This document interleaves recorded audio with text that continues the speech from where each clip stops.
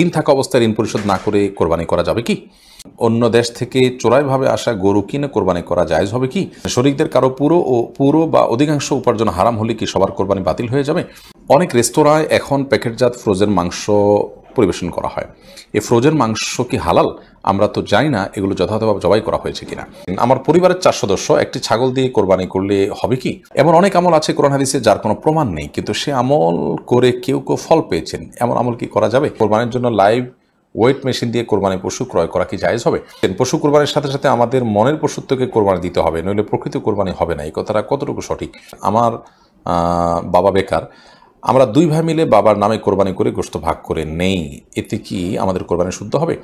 ঘরে বিয়ের উপযুক্ত মেয়ে রেখে হজ করা যায় না, এই কথা কতটুকু সত্য? চলুন এবার আপনাদের প্রশ্নের উত্তর দেওয়ার পালায়।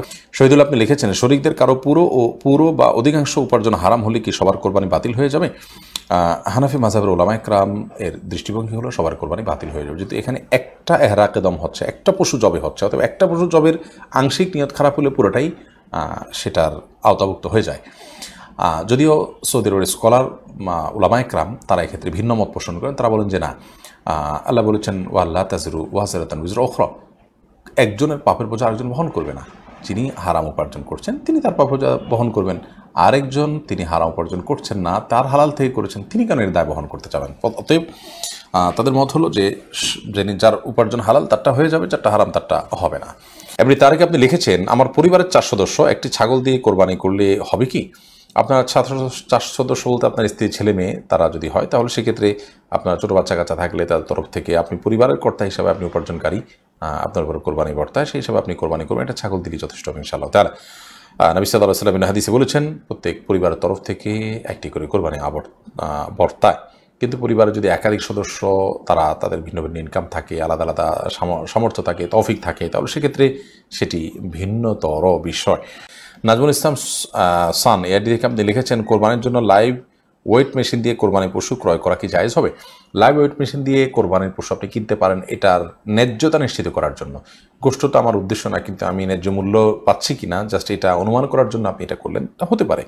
কিন্তু আপনি নিছক গোশতটাই মুখ্য, আমার গোশত বাজারে কত, তাইলে আমি এই কোরবানি গরু করবো না ছাগল করবো, আমার লস পড়ছে, দাম বেশি পড়ছে, এরকম উদ্দেশ্য থাকলে সেটা জায়েজ হবে না। জাস্ট আমাকে বিক্রেতা ঠকাচ্ছে কিনা এটি নিশ্চিত হওয়ার জন্য, আমি তো গরু কেনা বাঁচাতে অভ্যস্ত না, এই জন্য লাইভ ওজন থেকে আমি একটা আইডিয়া করার চেষ্টা করলাম, জাস্ট ন্যায্যতার জন্য। উদ্দেশ্য যদি সেটি হয় জায়েজ আছে। তো শুভ, আপনি লিখেছেন পশু কোরবানির সাথে সাথে আমাদের মনের পশুত্বকে কোরবানি দিতে হবে, নইলে প্রকৃত কোরবানি হবে না, এই কথাটা কতটুকু সঠিক? দেখুন, আমাদের কোরবানির আসল উদ্দেশ্যকে মাথায় রেখে আমরা আল্লাহর নির্দেশ পালন করতে গিয়ে যে কোনো ত্যাগ আমরা করতে প্রস্তুত, এই শিক্ষাটা কোরবানি দেয়, কারণ কোরবানির ইতিহাস এবং গোড়ার কথা সেটাই। অতএব সেই চেতনা থেকে আমরা আমাদের কেনা পশু নিজে এটাকে কিছুদিন হলেও লালন পালন করে আদর যত্ন করে তারপর আল্লাহর উদ্দেশ্যে আল্লাহ নির্দেশ পালনার্থে জবে করব, যেখানে আমাদের ত্যাগ থাকবে, খারাপ লাগা কাজ করবে। এই সিম্বল থেকে আমাদের সব ক্ষেত্রে আল্লাহ নির্দেশ পালন করতে গিয়ে যে ত্যাগ করতে হয় সে শিক্ষাটা আমরা ধারণ করব। এটি মৌলিক কথা, কিন্তু একেবারে মনের পশুত্বকে কোরবানি করবেন, নাহলে এমনি কোরবানির কোনো অর্থ নাই, এইগুলা অনেক ক্ষেত্রে অতিরঞ্জন হয়। বিশেষ করে কোরবানি বিদ্বেষীরা সরাসরি কোরবানি তো বিরোধিতা করতে পারে না, তো এই ধরনের কথা ঘুরিয়ে পেঁচিয়ে বলে। তো এটা কোন উদ্দেশ্যে বলছে, কথার আগপাশ দেখলে সেটা অনুভব করে আপনার অনুমান করে বলা যায়। এরপর এমডি নাজমুল ইসলাম আপনি লিখেছেন আমার বাবা বেকার। আমরা 2 ভাই মিলে বাবার নামে কোরবানি করে গোশত ভাগ করে নেই, এতে কি আমাদের কোরবানি শুদ্ধ হবে? আপনারা যদি কোরবানি করা কোরবানি আপনাদের উপরে বর্তায় এরকম না হন, আপনারা নিজেরা সামান্য সামান্য পয়সা উপার্জন করেন, জমিয়ে সব 2 জন মিলে বাবাকে টাকা দেন যে বাবার তরফ থেকে কোরবানি হবে, এরকম যদি হয় তাহলে সেটা বাবার তরফ থেকে কোরবানি হিসেবে গণ্য হবে, কোনো অসুবিধা নেই। আর যদি আপনারা সচ্ছল হয়ে থাকেন তাহলে আপনাদের কোরবানি আপনাদেরকে করতে হবে, বাবাকে অনার করার বিষয় না এখানে। আপনারা 2জন সচ্ছল হলে 2জনের তরফ থেকে 2টা কোরবানি করবেন, প্রয়োজনে বাবার তরফ থেকে আরেকটা করবেন, কিংবা আপনার 2জনে আলাদা আলাদা হলে 2জনের তরফ থেকে আলাদা কোরবানি করবেন, সেটাই আপনাদের কোরবানি হিসাবে যথেষ্ট হবে। মাহফুজুল হক শিমুল আপনি লিখেছেন অন্য দেশ থেকে চোরাইভাবে আসা গরু কিনে কোরবানি করা জায়েজ হবে কি? জটিল প্রশ্ন। বিশেষ করে আমাদের পার্শ্ববর্তী দেশ ভারত থেকে কোরবানি গরু আসে, একসময় অবশ্য অনেক বেশি আসতো, এখন আলহামদুলিল্লাহ আমরা আমাদের দেশীয় গরু পর্যাপ্ত পরিমাণে পাই বাজারে, সেটা দিয়ে কোরবানি করতে পারি। তো অন্য দেশ থেকে কোন গরু কোরবানি চোরাইভাবে আসছে, কোনটা চোরাইভাবে আসে না, সেটা তো আমরা জানি না। আর চোরাইভাবে আসার মানে যদি এমন হয় যে কেউ চুরি করে আনছে আমি জানি, তাহলে তো এটাতে আমি কোরবানি দিতে পারবো না। ধরুন আপনি সীমান্ত এলাকায় বসবাস করেন, আপনি জানেন যে একজন ইন্ডিয়া থেকে কারোর গরু ধরে নিয়ে আসছে, এনে আপনার কাছে বিক্রি করলো, তো এটা আপনি কিনে কোরবানি দিতে পারবেন, আপনি জানেন এটা চোরাই মাল। কিন্তু ব্যাপারটা যদি এরকম হয় যে যার গরু তিনি বিক্রি করেছেন, আরেকজন কিনেছেন, কিনে তিনি বিক্রি করেছেন, জাস্ট এটার রাষ্ট্রীয় যে নিয়ম প্রসিডিউর সেটা মেনটেন করা হয়নি, তো এটাকে আমরা আমাদের রাষ্ট্রীয় আইনের ভাষায় বা সামাজিক ভাষা চোরাই বললেও এটা ওই অর্থে আপনার চোরাই নয়, অর্থাৎ আরেকজনের জিনিস আমি চুরি করে বিক্রি করলাম, সেরকম নয়। তো এই অবস্থায় এটা দিয়ে কোরবানি দিলে কোরবানি হবে ইনশাআল্লাহ তাআলা। এরপরে প্রশ্ন করেছেন মোহাম্মদ ফজলে রাব্বি, আপনি লিখেছেন অনেক রেস্তোরাঁয় এখন প্যাকেটজাত ফ্রোজেন মাংস পরিবেশন করা হয়, এই ফ্রোজেন মাংস কি হালাল? আমরা তো জানি না এগুলো যথাযথভাবে জবাই করা হয়েছে কিনা। এগুলো যদি কোনো মুসলিম দেশ থেকে আসে এবং সেখানে সার্টিফাইড থাকে কোনো হালালের বিষয়ে, তাহলে সেক্ষেত্রে সেগুলো আপনি খেতে পারেন। কোনো অমুসলিম প্রধান দেশ থেকে আসলে সেখানে হালাল হারামের বিষয়ে যদি সন্দেহ থাকে সেগুলো আমাদের খাওয়া উচিত নয়। আমাদের দেশে এটি ঠিক যে রেস্তোরাঁগুলোতে নানা রকমের সুস্বাদু খাবার যে তৈরি হয়, সেখানে বিশেষ করে গরুর গোশত বা অন্য গোশতও হতে পারে যেগুলো হয়তো বাহির থেকে এসছে, এবং সেই গোশতগুলো দিয়ে রান্না করা হচ্ছে, সেগুলো আদৌ শরিয়া পদ্ধতিতে হালাল পদ্ধতিতে জবাই করা হয়েছে কিনা, বিশেষ করে যখন অমুসলিম প্রধান দেশ থেকে আসে এবং সেখানে হালাল হারামের ব্যাপারে তেমন কোনো বাজ বিচার করার যে ব্যাপারটা সেটা নিশ্চিত করা না হয়, তখন সেটি আমাদের জন্য খাওয়া জায়েজ হয় না, সেটাকে আমরা অ্যাভয়েড করব। আর যদি সেটি হালাল হওয়ার ব্যাপারে আমি নিশ্চিত হতে পারি, প্রবল সম্ভাবনাও থাকে আলহামদুলিল্লাহ, তাহলে সেক্ষেত্রে আমরা এটি খেতে পারি, কিন্তু নিশ্চিত না হলে বা সন্দেহ থাকলে সেটিকে অ্যাভয়েড করাটাই হলো তাকওয়ার দাবি। এরপরে তাসনুভা তাহরিন, আপনি লিখেছেন ঘরে বিয়ের উপযুক্ত মেয়ে রেখে হজ করা যায় না, একথা কতটুকু সত্য? এটি সম্পূর্ণ মন করা কথাবার্তা। ঘরে বিয়ের উপযুক্ত মেয়ে থাকলে তাকে বিয়ে দেওয়া ছাড়া আপনি হজে যেতে পারবেন না, এটি কোরআন হাদিসে কোথাও বলা হয়নি, এটা আমাদের সামাজিক একটি উক্তি মাত্র। বিয়ের উপযুক্ত মেয়ে তার আল্লাহ তাআলা যখন বিয়ে নসিবে রাখবেন তখন বিয়ে হবে। বাবা হজে চলে গেলে তার বিয়ে আর হবে না, অথবা আপনার হজে গিয়ে টাকা পয়সা খরচ করলে বিয়ে দেওয়ার টাকা পয়সা থাকবে না, ব্যাপারগুলো আসলে এভাবে দেখার কোনো সুযোগ নেই।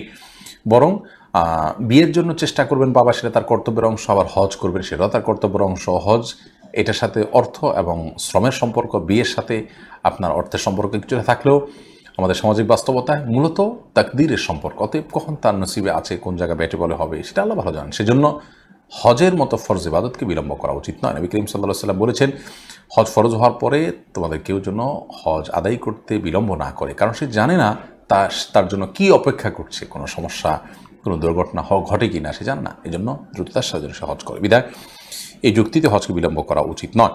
মনির স্বাধীন, আপনি লিখেছেন ঋণ থাকা অবস্থায় ঋণ পরিশোধ না করে কোরবানি করা যাবে কি? ঋণ থাকা অবস্থায় ঋণ পরিশোধ না করে আপনি কোরবানি করতে পারেন কিনা, এর উত্তর হলো যে আপনার ঋণ দেখতে হবে কি ধরনের। আপনার ঋণটা যদি এরকম হয় যে আপনার প্রাপকের সাথে আপনার একটা চুক্তি আছে, একটা বোঝাপড়া আছে, আপনি তাকে কিস্তিতে আপনার ঋণ পরিশোধ করছেন বা একটা সময় নিয়েছেন, সেই সময় আপনি পরিশোধ করবেন, এরকম সিচুয়েশন থাকলে আপনি ঋণ দিচ্ছেন, আবার আপনি কোরবানি দিচ্ছেন, আবার ঋণ পরিশোধের মতো ব্যবস্থাপনা আপনার আছে, সেদিকে আপনি ধাপে ধাপে আগাচ্ছেন, তাহলে কোনো অসুবিধা নেই।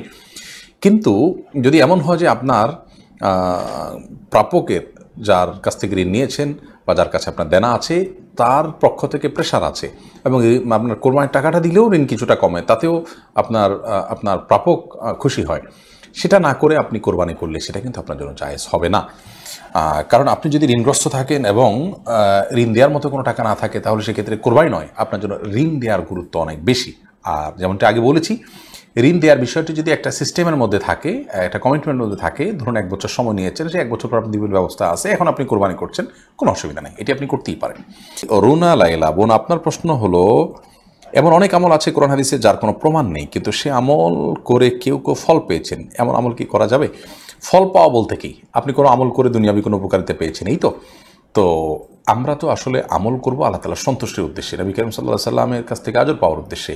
ফল দুনিয়ার কোনো প্রাপ্তির জন্য তো আমল নয়। হ্যাঁ, যদি বিষয়টা একান্তই জাগতিক হয়, ধরুন একটা দোয়া পড়ে আপনি ফল পেয়েছেন, অসুস্থতা থেকে সুস্থতা লাভ করেছেন, কোরআন কারীমের একটা আয়াতকে আপনি শেফা হিসাবে আল্লাহর কাছে শেফা হিসাবে পেশ করেছেন, দোয়া করেছেন ওই আয়াত পড়ে, তারপর আপনি শেফা লাভ করেছেন, এটা হতে পারে। এই অভিজ্ঞতার আলোকে অন্যজন আমল করতে পারে, এটাকে সওয়াবের জন্য কেউ করছে না। কিন্তু কোনো আয়াত পড়লে অমুকটা হবেই হবে, এটা কি শরিয়ার নির্দেশ, হাদিসের নির্দেশ, এরকম মনে করে যদি কেউ করে তাহলে সেটা অনুচিত হবে। অর্থাৎ এটা আমাদের অভিজ্ঞতার আলোকে কোনো আয়াত থেকে এই উপকারটা আমি পেয়েছি, এটাকে রুকিয়া ঝাড়ফুঁক বলে, এটা হতে পারে, এটা কোনো অনুচিত বিষয় নয়।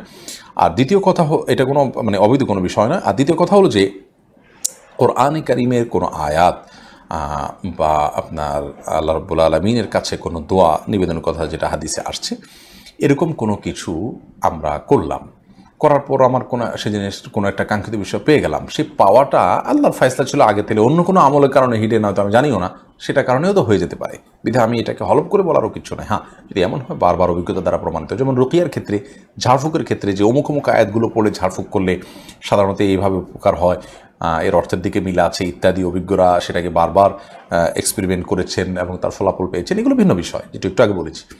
কিন্তু বিচ্ছিন্ন কোনো বিষয়ে আমি দেখলাম যে অনেক সময় মানুষ বেদাত করে শিরক করে দেখা যায় উপকার পেয়ে যাচ্ছে, এটা মাজারে গেল, এটা জিনিস চাইলো, তার এটা পেয়ে গেল। তো এই পাওয়াটা যে ওখানে যে চাওয়ার কারণে পাইছে এমনটি তো নিশ্চিত হওয়ার কোনো সুযোগ নেই। হতে পারে ওটা তার এমনি নসিবেতে ছিল, এমনিই পাইতো সে, বিধায় ওখানে যে সে গুণাগার হলো, এর সাথে পাওয়ার কোনো সম্পর্ক নাই। এই জন্য এগুলোকে খুব সহজে রিলেট করা যাবে না। বিশেষ করে সওয়াবের যদি বিষয় হয় তাহলে তো সেটা কোনো অবস্থাতেই করা যাবে না মন গড়া ভাবে।